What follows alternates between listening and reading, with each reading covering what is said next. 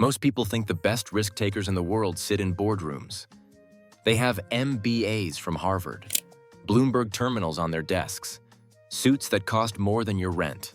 But what if I told you the sharpest risk minds in the world aren't in those boardrooms at all?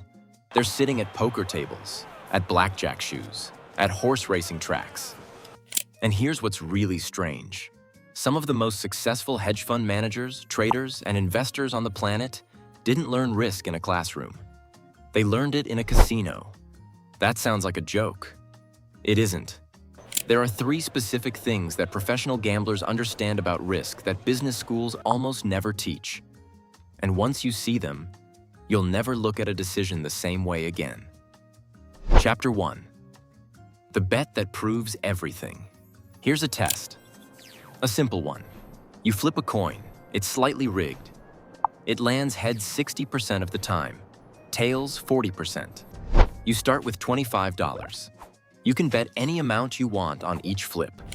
You get 30 flips total. Go. This exact experiment was run on a group of finance professionals, analysts, and college students in a study conducted alongside research at Haverford College and reported in Institutional Investor. These were smart people who understood probability.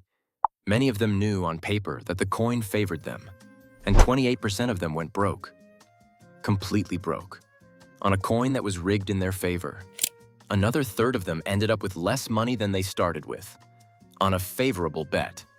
How? They bet too big. They got excited, doubled down after wins, chased losses, and destroyed their own edge through sheer bad sizing. Now here's what a professional gambler does differently. They don't just ask, will I win this bet? They ask, how much of my stack should I risk on this bet? Those are 2 completely different questions. And most people only ever ask the first one.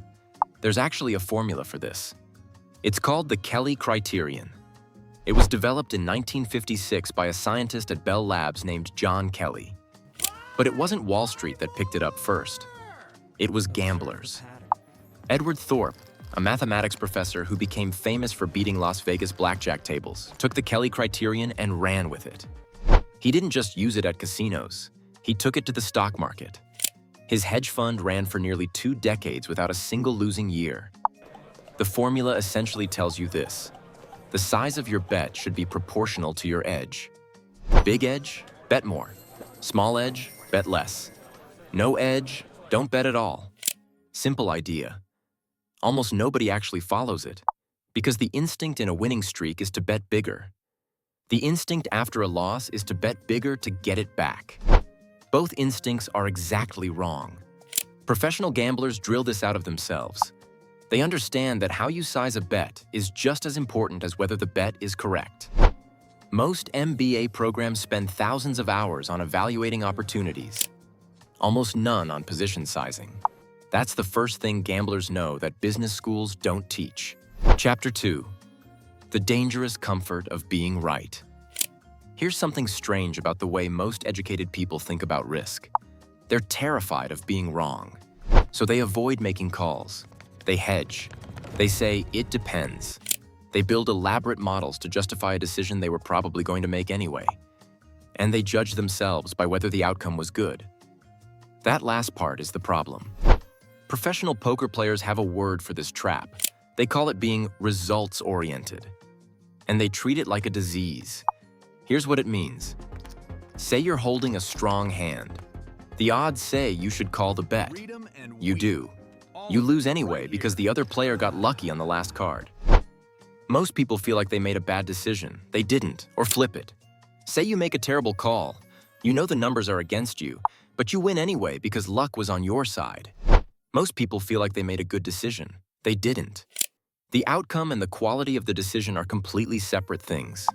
Gamblers live this truth every single day. It gets beaten into them by repetition. Business school? Business school uses case studies. And case studies, almost by definition, show you decisions that worked out. You study successful companies. You study winning strategies. You reverse engineer good outcomes and call it wisdom. But here's the trap. When you only study wins, you train your brain to look for patterns that justify the result, not patterns that reflect the actual quality of thinking at the time. That's a subtle but enormous difference. Vanessa Selbst was one of the most successful professional poker players in the world. After retiring, she went to work for a major hedge fund. She described one of her most valuable skills as learning to make peace with her own uncertainty. In an interview with Bloomberg, she described how poker trained her to evaluate decisions on their logic alone, separate from the emotional noise of whether she won or lost that particular hand. That mental discipline is almost impossible to teach in a classroom. Because in a classroom, the test has a right answer. In the real world, the test has a probability distribution. Most people never make that mental shift. They keep asking, was I right? When the smarter question is, was my reasoning sound? Gamblers ask the smarter question, automatically. Because if they don't, they go broke. Chapter 3. Ruin is not just a big loss. This is the one that almost nobody talks about. There's a concept in professional gambling called risk of ruin. It sounds dramatic. It isn't complicated. It just means this. If you keep playing, what are the odds you eventually lose everything? And here's the brutal truth hiding inside that question. You don't have to make bad decisions to hit ruin. You just have to make slightly too large bets for long enough, and the math will eventually catch up with you, even if you're right more than you're wrong. This is counterintuitive. So let's make it concrete.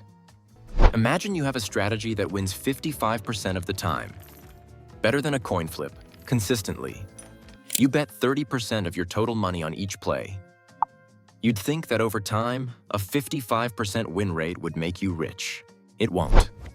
At 30% bet sizing with a 55% edge, the math shows your risk of going completely broke over a long enough timeline approaches near certainty. Not because your edge is gone, because the losing streaks, which will always come, will wipe you out before the winning streaks save you. Professional gamblers understand this in their bones. They know that staying in the game is the strategy. A smaller return that keeps you alive is worth infinitely more than a bigger return that risks ending you. Now think about what happened to long-term capital management in 1998. This was a hedge fund staffed by genuine geniuses, two Nobel Prize-winning economists, elite Wall Street traders, mathematical models that looked bulletproof. They were right about the direction of their bets, but they were leveraged so heavily, sized so aggressively, that when an unexpected crisis hit, a bad but survivable situation became an extinction-level event for the fund.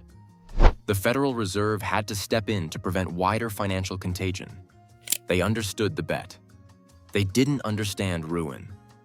Meanwhile, what does a seasoned poker player do? They never put more than a small, calculated percentage of their total bankroll into any single game. Not because they don't believe in their own skill, because they know variance is real, bad runs are inevitable, and the only way to benefit from long-term edge is to still be playing in the long term. Bill Gross, who built PIMCO into one of the world's largest bond trading operations, managing close to $1 trillion, has spoken openly about how lessons from the Kelly criterion and bankroll management shaped his thinking at PIMCO. He didn't learn that from a textbook. He learned it the same way gamblers do, from understanding what destroys you, putting it together. So here are the 3 things professional gamblers know that most MBA programs never teach. First, your edge is only worth something if you size your bets correctly. Being right about a trade, a business decision, or an investment means nothing if you risk too much of your total resources on it. The amount you bet is a decision. Treat it like one. Second, judge your decisions by the quality of your reasoning at the time, not by whether the outcome was good. Outcomes involve luck. Reasoning doesn't. Train yourself to separate the two, or you will spend your life drawing the wrong lessons from your own experience. And third, understand that ruin is a different category of problem. It's not just a big loss. It's the loss that ends the game. Every strategy needs to account for it. Surviving a bad run is not failure. It's the whole point. The sharpest risk takers in the world aren't the ones with the best models. They're the ones who felt real money leave their hands when a decision went wrong, and who trained themselves through genuine repetition and genuine consequence to think clearly anyway. That's something you can't get in a classroom. But here's the thing. Understanding risk is only half the battle. The other half is making decisions under pressure without letting your brain sabotage you. Most people fail at that part completely, and they don't even know why.